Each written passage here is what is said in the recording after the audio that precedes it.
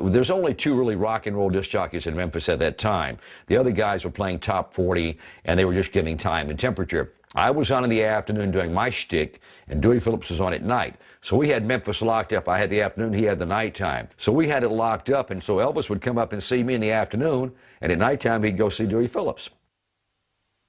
Hi, this is Elvis Presley. I guess the first thing people want to know is why I can't stand still when I'm singing. Some people tap their feet, some people snap their fingers, and some people just sway back and forth. I just sort of do them all together, I guess. Singing rhythm and blues really knocks it out. I watch my audience and listen to them, and I know that we're all getting something out of our system, and none of us knows what it is.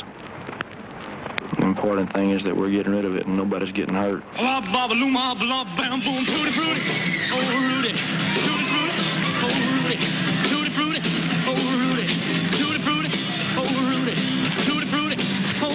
Sister and brother had a little sandwich shop with a record player and stuff in it, and one Sunday we all went down there. Well, all of us was dancing and to the jukebox, but Elvis, he couldn't dance. He couldn't fast dance. He slow dance, but he couldn't fast dance. But I looked up and he was doing the same type of leg movements and expressions as he was doing later on, which he didn't do them then until he got back to the night of the show at the Shell at Overton Park. And Webb Pierce was there, and of course, when he come out, Scotty Moore and Bill and all of them together, they really made a good trio because they really put a lot of energy into the show. When I saw him for the first time perform live, I remember I was standing in the wings at the Overton Park Shell, and after hearing about Elvis and after having met him that first night, I still couldn't believe what I was seeing.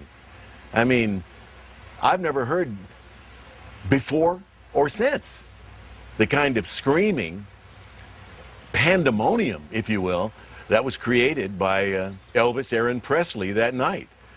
And of course, you know, you see things like that, you experience things in your lifetime, like I said earlier, your car, your house, whatever. Those are things you never forget. And the impact he made upon me that night is something that still resonates in my brain to this day. Elvis's heavy touring days had begun, and once more he found himself working with school friend George Klein.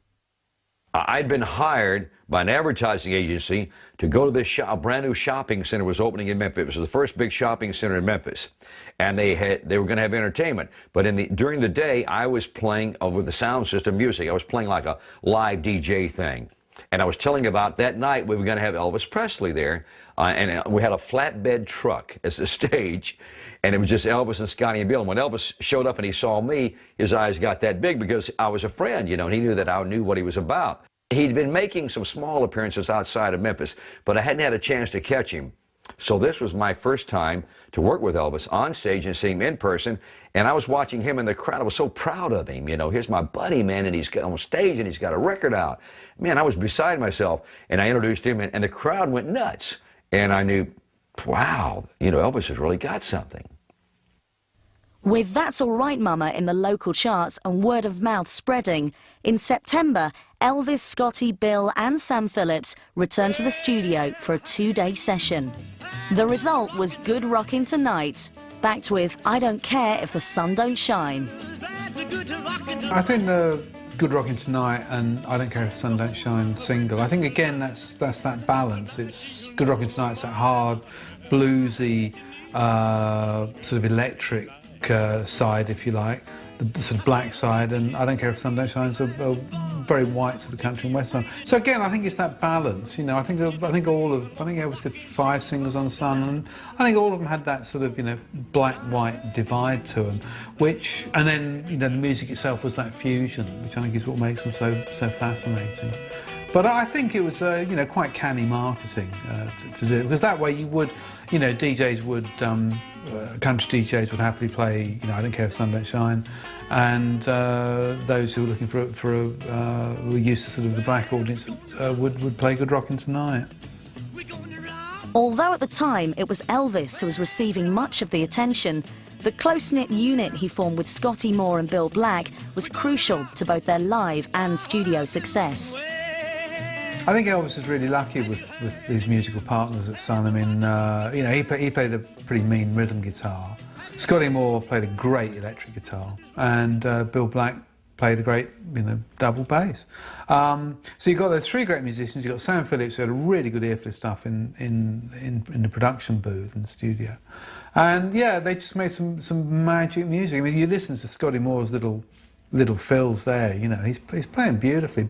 I think that the three of them were very much a unit rather than Elvis and the Blue Moon Boys. You know, they were very much a unit, and I think that even though Elvis got all the publicity and everything for all the gyrations of the hips and everything, if you look at all the antics of Bill Black on that big stand-up bass and all spinning that thing around, which a lot of people didn't do in those days, particularly in the South, I think that I won't say equally important, but very important to the overall. In October, Presley played the Grand Ole Opry in Nashville, the largest live country music radio show in the USA.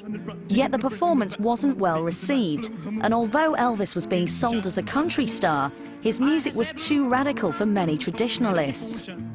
Elvis himself, however, had no doubts as to his real calling. Elvis and I talked about it, and in fact, I asked Elvis one night, I said, Elvis, is your main competition like the country stars like Webb Pierce and Farron Young and Marty Robbins? He said, no, GK. He said, the guy that I'm after is Bill Haley. In 1954, however, rock and roll had only been hinted at by Haley's hit Shake, Rattle and Roll. Although his seminal Rock Around the Clock had been released, it didn't become a hit until the following year, as the theme song to controversial film The Blackboard Jungle. Without a recognized generic platform on which to promote Elvis, he continued to play to the country establishment, and the next stop was the Louisiana Hayride. Thank you very much, ladies and gentlemen. I'd like to do this little song here. It goes something like this.